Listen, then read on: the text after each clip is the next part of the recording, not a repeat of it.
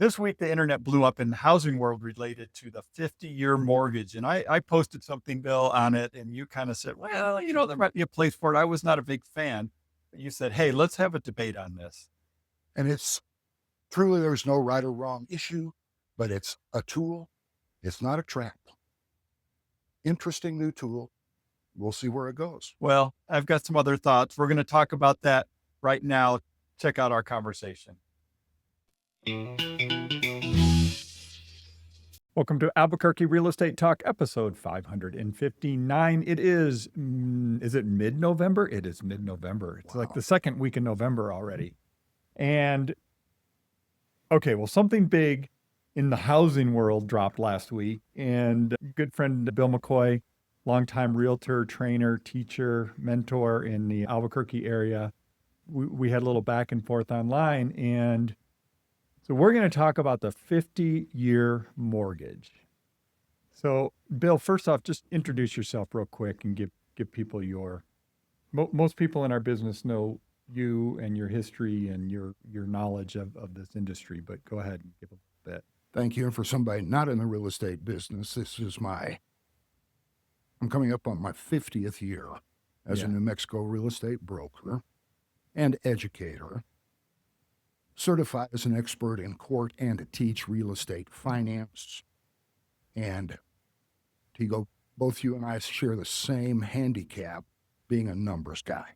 Yeah. So these discussions intrigue me, but this one in particular got my attention because of the changes that have happened just in the 47 years I've been doing this. Well, let's start off here. So I'm going to pull up the screenshot here. So this is a tweet that went out on Saturday. Okay. So I've got it up on the screen, and this is what started this whole thing in our world, which was Bill Pulte. And so if people don't know who he is, Bill Pulte is the director of FHFA. FHFA is the entity that oversees Fannie Mae and Freddie Mac. I almost mixed them together. I did mix them together, which really underwrite most of the mortgages in the country, at least all the conventional mortgages. Correct. So basically they're it. So he put up a tweet that says, "Great American presidents," and it was FDR with a 30-year mortgage and the New Deal and the whole thing, and how big of a deal the 30-year mortgage was. And I am a firm believer in the 30-year mortgage has been a win. Right. And then it was President Trump, the 50-year mortgage. And so, boy, that started a firestorm, especially on Twitter. I don't know if you're on Twitter, but I am, or X, I guess it is, and follow all the housing people on X. And oh yeah, there were a lot of opinions about this, and they came out of the woodwork everywhere about this whole idea of the 50-year mortgage. And it was everything from, oh, here we go, we're just saddling people with debt for the rest of their lives, and oh, the banks are the only ones that are going to win, and that's it, and it's not going to make a difference in payment. So that's what started that all. Okay. And then I put a post on my Facebook where I put a lot of housing posts and housing information, market stuff, and basically my initial reaction was, it just seemed like a gimmick. It seems like a red herring to a certain extent, and that it doesn't really solve our core affordability housing issues. That's why I have a problem with it. And I don't think it fixes the real problems that we have with housing. It's just stretching the payment more. So you came back and said, okay, I want to challenge you on that. So let's start there, Bill. Okay. Yeah. It is a tool that helps a small number of people in the market every year become home. Okay. And you and I both know, and I didn't bring the stats with me, but the net worth of a homeowner in America as compared to the net worth of a renter is just frightening. Yeah, I think it's about 44x, if I remember right. 44 times. Right. Yeah. And so I think everybody should be a homeowner. A few exceptions would apply. Therefore, what does this potential tool do? No matter how you run the numbers, it saves about $225 a month in principal and interest payments. to go to a 50-year mortgage. I'm going to stop there. There's a second page to that chapter Okay. at least. Okay. But what that means is that people who don't qualify today could maybe qualify if that 4-to-1 hit was taken away from the qualifications. $250 in savings equates to $1,000 in qualifying income. So what it does in very limited circumstances is it makes somebody able to buy a home that wants to. Because as you stated earlier, Fannie Mae and Freddie Mac statistically are the two conventional mortgage providers. Yeah, they are it. I mean, there's FHA, which is a little bit different, and there's VA, and there's a few other things. But that's basic. Right. Most of our loans, yeah. And so the lowering of the payment makes more people potential homeowners. That's a good thing. Now, we've also... And I will, let me just say, I will agree with you with that. I know there's a saying, and I forget the guy who put it out there, but basically his mantra is home ownership is affordable housing, right? If you look at it statistically, if we're really talking about what's affordable, renting is not a long-term, sustainable, affordable housing solution for most people. Correct. We can agree with that. Right. Now, the second page... Go ahead. Okay. The second page that I skipped over is that in 50 years, the amount of interest you would pay if you just made all 50 years worth of payments, $600. Yeah. I started to 600. say 60. No, that's a car loan today. Yeah, that's 5 years. Yeah, But- so 60 years. You would Or 60 payments. right. You would pay 600 payments. a lot more interest. Yeah. With a 50 versus a 30. 100%. But if that has made you a homeowner, there is a magic thing that happens when somebody becomes a homeowner as compared to a renter. And that magic thing that happens is all of a sudden, inflation is working on your behalf. You have pegged your housing cost for the next 50 years. And to illustrate that, I've been back in Albuquerque since 1966. Mom and Dad brought us back here. Mm-hmm. And I was old enough to be a real pain in the neck about the real estate purchasing process. Not as much as my mother, but go with that. As Mom and Dad were getting ready to sign the contract on the beautiful new home Mom had found, Dad's realtor, Dusty, said, "Now, before you sign this, Bill, do you understand? You're strapping on 360 payments of $238 a month." Well, that was a quarter of my father's income. Mm-hmm. So it was a well thought out counseling, if Right. you will. Yeah, smart. But the magic to that is, by the way, my father is one that screwed up all the statistics. He wrote 360 separate checks to pay off his mortgage. But in the beginning of our life in Albuquerque, his payment was probably $30 or $40 a month more than what we could have rented for. And remember, when you put that into percentage, that's a 10 or a 15% difference. Right. However, by the time we get to, I guess, theoretically, he was done in 2016 Mm-hmm. with that mortgage. Having a housing cost of $280 a month as compared to what he would have to rent that home for, which at that time was $1,800 to $2,500. So, but you're trading, and I'm just being straw man here. Okay? We're good. So, but you're paying all that extra cost up front, because we know, especially like on a 50-year versus a 30-year, you've got a much larger portion that's interest. You're paying down barely any principal over those first 5 years on a 50-year. Correct. And when I know people like Patrick Brenner at Southwest Policy Institute, he's not a fan of the 30-year either, right? For kind of the same reason. Because when you look at it from an overall cost standpoint, it costs a lot of money to borrow that money. That's the argument. And there is absolutely no doubt about that. I can't counterpoint that, with the exception of, and I assume we're talking a fixed rate. Yeah, let's just assume so. And, Yeah, because there are other factors that Sure, I could certainly yeah. go crazy There's with. there's whatever 200 different loan products out there. Yes, I understand. You have pegged your cost monthly payment wise at the beginning of that 50 years.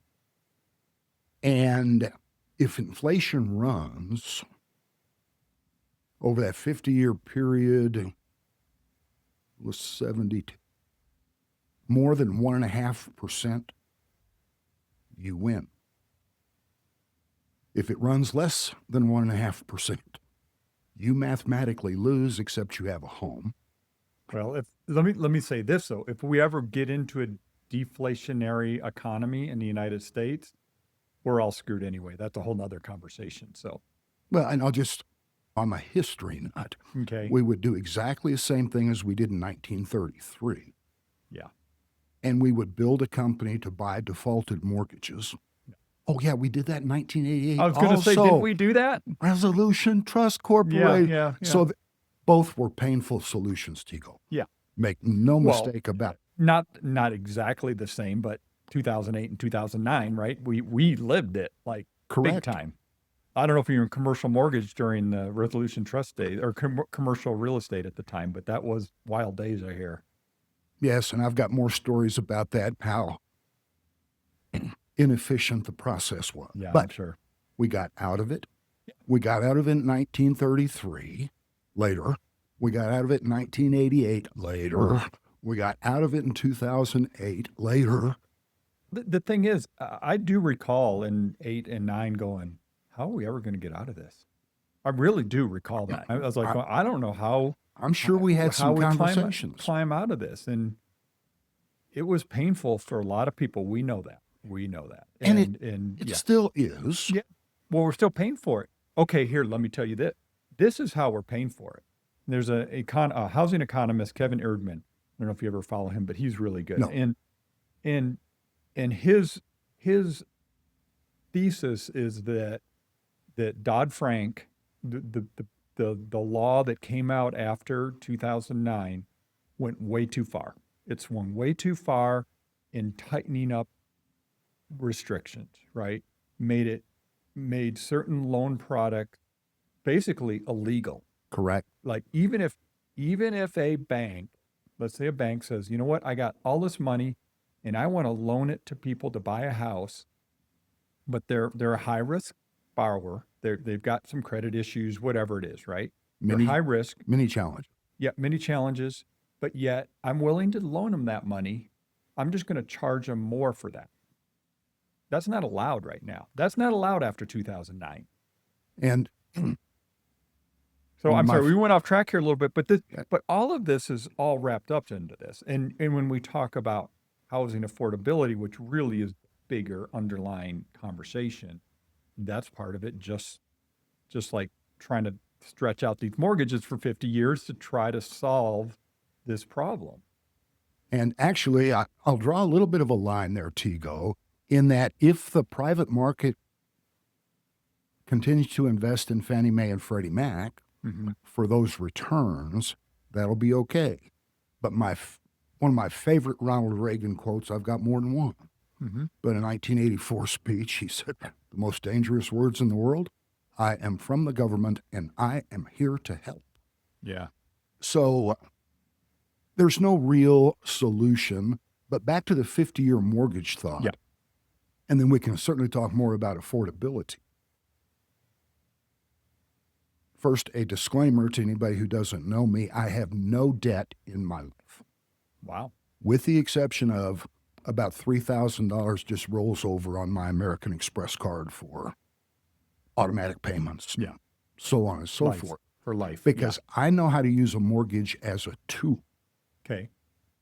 The home I'm living in now, I've been in since 1990. I acquired the property on 30-year conventional fixed rate mortgage. Okay. I paid it off in 2015 because I just added a little bit of principal to each payment. And every 12 or 18 months, I would increase that extra principal payment. And I really didn't scientifically plot the end of the loan. But I was investing, if I remember right, that mortgage was about 5.75%, maybe a little higher. But I was investing at 5.75% in myself after tax, pure return. And in 2015, I just sent in my mortgage payment like I always do, once a month. Mm-hmm. And I got a nice letter back with a refund check saying, your mortgage loan is paid in full, and this is the excess you didn't have to send us. Yeah. And the reason for telling you that story is everybody in America needs to get to the financial literacy place where they understand what I did. Because if I took out a 50-year mortgage today, and remember the numbers are round, Right. but I'm going to be saving $225 a month. If it's not a question of qualification, how do I turn that 50-year mortgage into a 30-year mortgage? I add $250 a month additional principal. So it's a tool. It gets more people into housing. There is no doubt that all of this will have a component of increased costs for all of our mortgage. Well, and that's one of the arguments is it's stoking demand versus fixing supply, right? There's at least from my view of what I see going on in the Albuquerque market, there's no shortage of demand. There's shortage of supply for things that are affordable for people that want to buy. Correct. There's a shortage. There's not a shortage of $1 million houses. Well, actually, that's a whole. There's no shortage of, let's say, $600,000, $500,000 houses in Albuquerque, right? Correct. But there is a shortage of livable $300,000 houses. There's some, but there's not a lot, right? It's very limited. You get under Correct. 300,000, it's very limited. So when we talk about, yes, is a seller's market, buyer's market. Well, it depends what market, right? It's that whole conversation. But again, like this proposal, the 50-year mortgage, to me, it's more of it's one of those, look at me, I'm a politician and look what I'm doing to help you, versus actually digging into some of the stuff that really needs to be done, right? So McKinsey Correct. Bishop, let me pull up this tweet here. So a lot of people may know McKinsey. McKinsey is one of the co-owners of Abrazo Homes, one of the great local home builders, right? I know them. Homegrown guys, right? Brian and McKinsey. Right. And he tweeted something, and he said that for every home that they build, they have about $40,000, so let's say 10%, go to taxes and fees for new housing supply. So Correct. The government is earning more on that home sale in profit maybe than the builder is. I don't know what their margins are, but let's assume that their margins are 10 to 15%. I just wrinkled my nose up. They don't earn anything, but I get the comparison. And indeed. I know. They're putting more in the bank, let's put it that way, right? Than Abrazo would be, Right, if they were right. selling that home. Right. And I'm very familiar with that part of the affordability issue because I was part of the problem. I sat on the Albuquerque Environmental Planning Commission for 7 years. Ooh. And I saw the hoops that developers have to jump through. And I'm very proud of the work I did. Make no mistake about that. But every time there was a change required, you were 60 days more away from breaking ground. Yeah. And heaven forbid you needed a replat. Those costs, if this slide here that you just put up is correct, $120,000 per home. Yeah. So in total regulatory fees. Yeah. Well, since our median home price is only about 3 times that, Yeah, our median's about this is across the board, including resale, somewhere around 360 right now. Right. New construction is closer to a little over 400, 420, 450, something like that.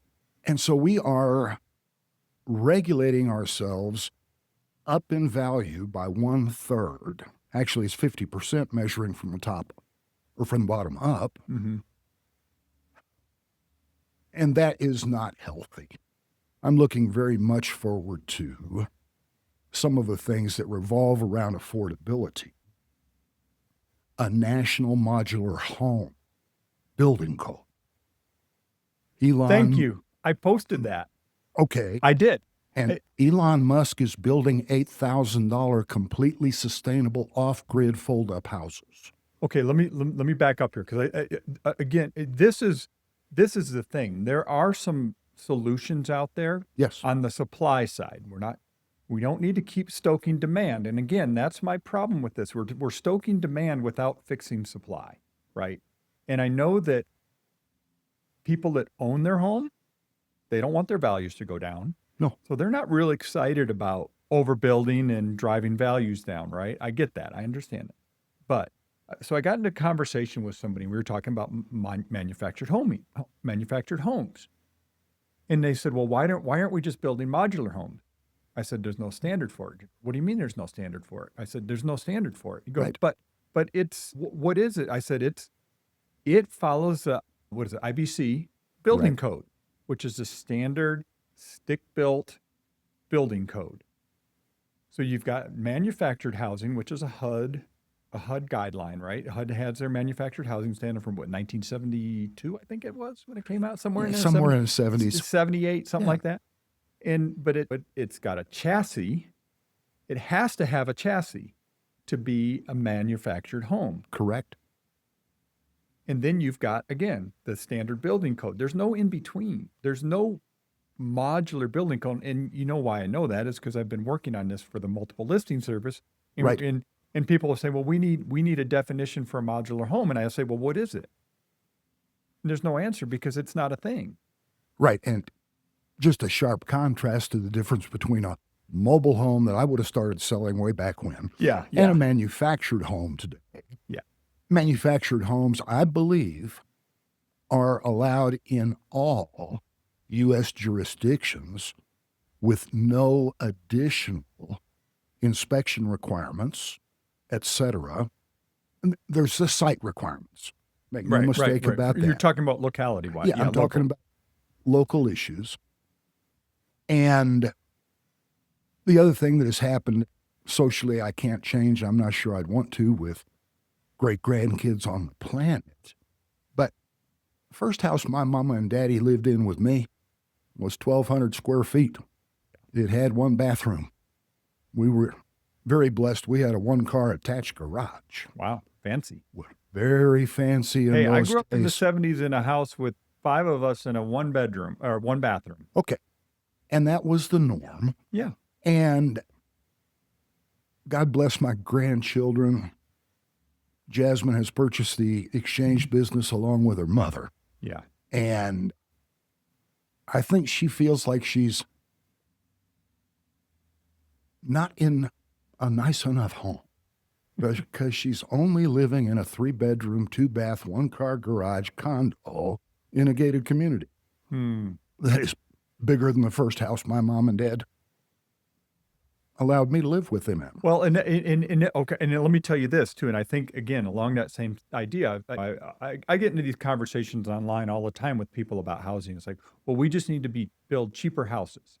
It's like, well, people don't want cheaper houses, right? People want what they want. That's why I said it was societal. Right, Yeah. right. They want their 2-car garage. They want their 3 bedrooms, maybe 4 bedroom for the office. They want the quartz countertops. They want what they want. Correct. I don't think there's a whole lot of market for really, really cheap homes.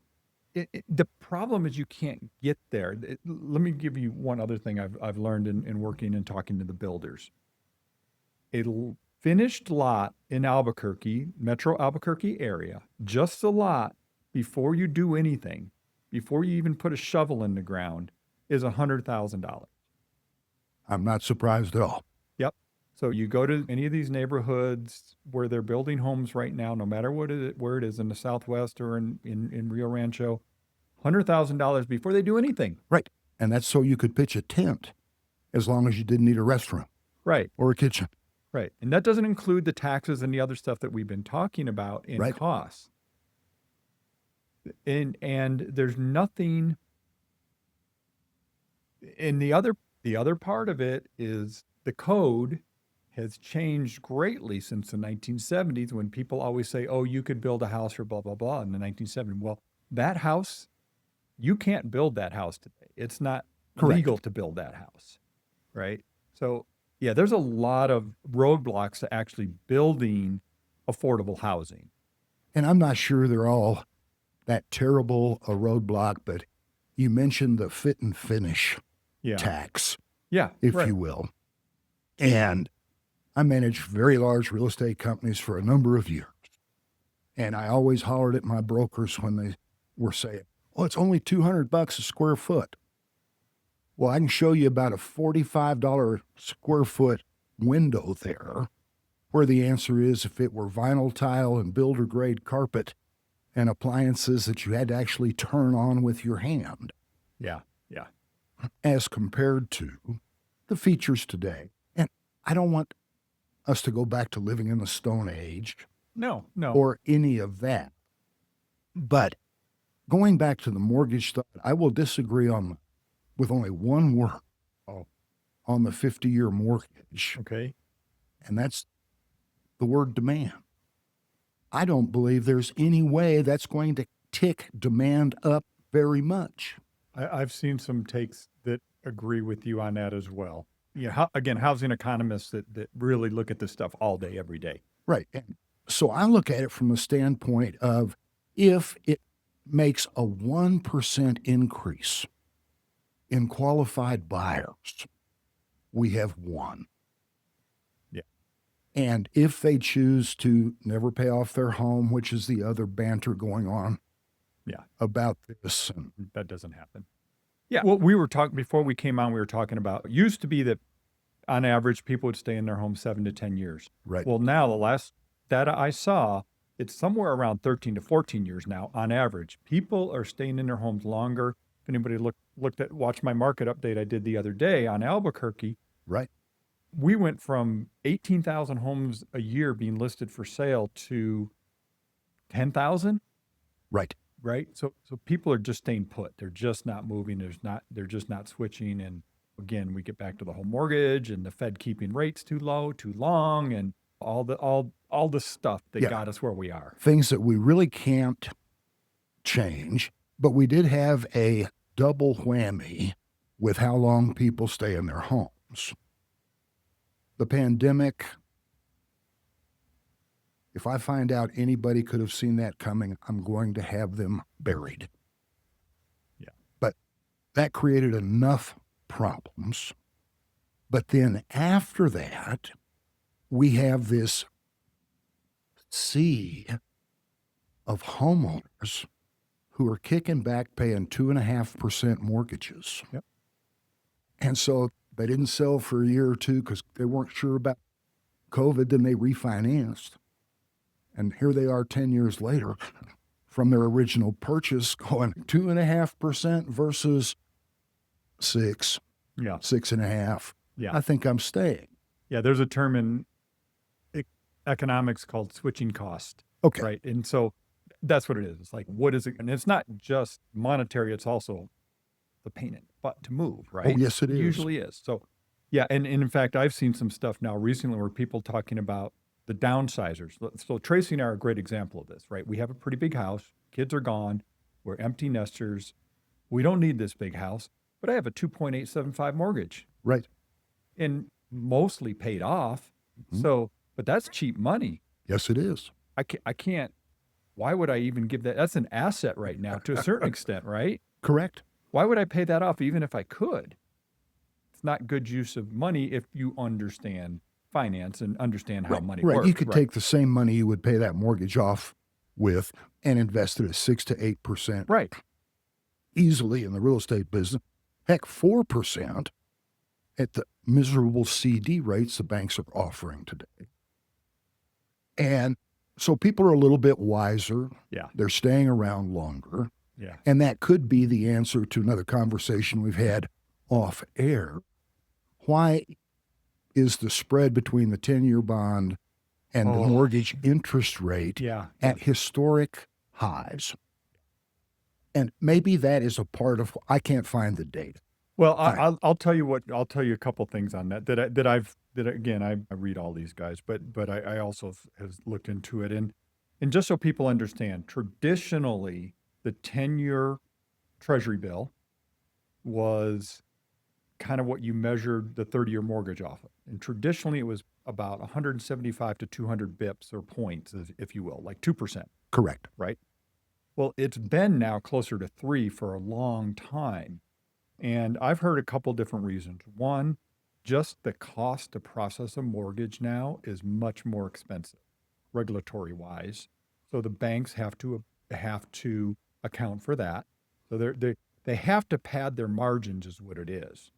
Plus, the volatility in that market makes it, again, that the banks are padding their margins on mortgages because they're not sure. The other one was, especially when the mortgages were really high, like when we were up at 8%, remember that? Not too long ago, a year and a half ago. The banks definitely wanted to have extra margin because they knew that rates are eventually going to come down and all those people are going to refinance. And my understanding is basically a bank loses money if they refinance within a year. So they don't want people refinancing too quick or they're going to lose on that mortgage. Correct. They need to hold it for a certain amount of time just to cover their origination costs. And that's a really, really great point. I hope that everybody watching and listening can wrap their head around that. But you use that magic word again with the mortgage pricing. Yeah. Regulatory costs. Yeah. And so the Consumer Protection, CFPB, Consumer Financial Protection Bureau, the illegal government entity formed under the Executive Department versus Congress. That was You don't have any opinion on that, do you? No, none whatsoever. Okay. Kind enough to have saddled us with Dodd-Frank and all of the other nonsense, is a credible component in comparatively high mortgage interest rates. And every time I have this conversation, and I just have to, most people who are watching this are substantially younger, and you have no idea what kind of disruption it was trying to sell homes to people at 18.5% interest. Yeah. So 2 years ago, when everybody's running around like the sky was falling at 8% interest rates, I made deals work all over at 13 to 15%. And I'm happy not to do that any longer. But regulation is good for safety and stability in America. Well, and I will say this about Dodd-Frank. It brought trust back to the mortgage market. And Correct. we needed that at Yes. the time. But just like anything, at some point, maybe you got to relook at it and reevaluate it and see if it's still working for the current market. And I would say it probably needs some attention. That's way beyond my pay grade. But yeah. And mine too. I don't know the mathematical regulatory costs, but I will tell you that all of my friends in the mortgage business can name that song in 3 notes. This buyer's not going to make it. Yeah. Why? Because I have to do this, this, this, and this, and they're going to fail on step 2. Yeah. And why do they fail on step 2? Because it's no longer the good old boy days where if I knew my banker and he trusted me and knew I was employed, he would make me a loan. Right. Again, those loans are illegal right now. You cannot make that loan even if you wanted to. And so does that contribute to cost? Of course it does. Sure. And so what I think is really a discussion about affordability on the supply side. I agree. I feel like the 50-year mortgage is being unjustly attacked on the demand side because I really don't believe, regardless of, and I've been wrong before. In fact, I've been married so long, I don't remember the last time I was right. But I've been wrong before. But if this 50-year mortgage gets approved, and realize everybody who's listening, the approval would simply be an approval to back the quasi-government Fannie Mae, Freddie Mac purchase of 50-year loan. Right. There's no magic, and it won't be Trump's fault or his victory. Yeah. But when somebody says, we got the 50-year mortgage approved, I don't think there's going to be 100,000 folks around the United States. Cool. Okay, That's what I want to do. Let me say this. If you're a loan officer and you're working with a buyer and they're really tight, they're $150 a month short to approve this loan, but you also know in the back of your mind that this person probably is going to be in trouble if they go into this mortgage. I'm afraid it's going to get used when it shouldn't get used. It always happens because of the financial literacy problem in our country or the financial illiteracy problem, APR and stuff like that doesn't really tell you anything. And that whole argument. And I can't even counterpoint that because if you want to know where abuses come from, follow the money. Mm-hmm. Always. And when let's just continue your thought, when a loan officer is there to make the transaction instead of make somebody's life better, that's a weakness in our system we can't regulate out of. No, we can't. I shouldn't just, we know realtors are involved in this thing too. Absolutely. But again, I think both the loan officers, to be fair, to loan officers and the realtors, right? Our goal is to help that person get what they want, which is to get a house. Yes, but I don't think ethically we can drop our guard to, no, you really don't want to do this. Yeah. And I don't want us giving advice. I would feel awful telling you and Tracy, you guys really shouldn't buy this house at the beginning of 2022. Yeah. Because by 2025, you missed out on 50% equity in that property potentially. Actually, I just looked at it this morning. Since 2019, so pre-pandemic to today, Albuquerque has seen about a 70% increase in home values, right? And actually, Valencia County is closer to almost double. Right. And that, I think you'll find that if you looked at our surrounding bedroom communities or suburban counties, they've always had cheaper real estate. And now that transportation is better, telecommuting is on board, those markets are going to level up. Yeah.